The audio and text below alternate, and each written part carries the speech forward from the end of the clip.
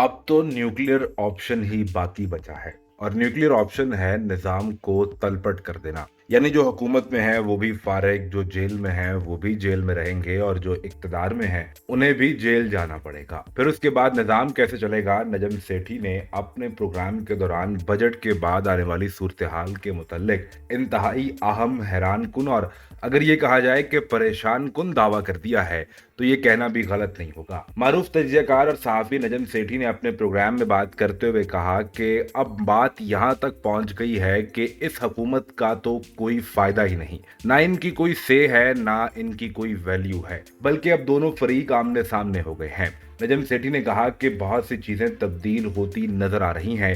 Budget के बाद की सूरत हाल पर नजम सेठी ने कहा कि वो जो कह रहे थे ना कि ये हुकूमत तो गर्मियां भी नहीं निकाल पाएगी, शायद उन्हें सही अंदाजा हो गया था। इस हुकूमत की बसात लपेटी जा सकती है, लेकिन पीटीआई का ख्याल ये है कि शायद मुक्तदरा मार्शल्ला की तरफ नहीं जाएगी, वो न्यूक्लियर ऑपरेशन को इस्तेमाल नहीं करेंगे, क्योंकि अगर न्यूक्लियर ऑप्शन को इस्तेमाल किया गया तो ऐसे में मुल्क के हालात ऐसे नहीं हैं कि इस तरह निज़ाम चलाया जा सके। इससे पहले जब 2-3 दफ़ा न्यूक्लियर ऑप्शन को इस्तेमाल किया गया तो मुल्क के हालात मुख्तलिफ थे, मईशत के हालात मुख्तलिफ थे और दुनिया की मईशत के हालात भी मुख्तलिफ थे।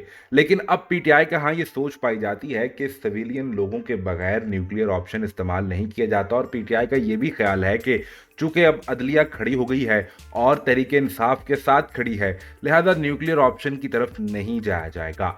लेकिन इसके बाद होने क्या वाला है? नजम सेठी से जब ये सवाल पूछा गया तो उन्होंने कहा कि देखो, बजट के बाद कुछ बड़ी तब्दीलियां आएंगी, न्यूक्लियर ऑप्शन इस्तेमाल होगा या नहीं इस हवाले से भी फैसला होना बाकी है, लेकिन और बहुत कुछ होगा। उनसे पूछा गया क्या ये हुकूमत रहेगी, तो नजम सेठी ने कहा कि इस हुकूमत की वैल्यू ही क्या है। इस हुकूमत से जो काम लिए जा रहे हैं ये आज इलेक्शन करवा कर देख लें, ये इलेक्शन में अपनी जमानतें जब्त करवा बैठेंगे।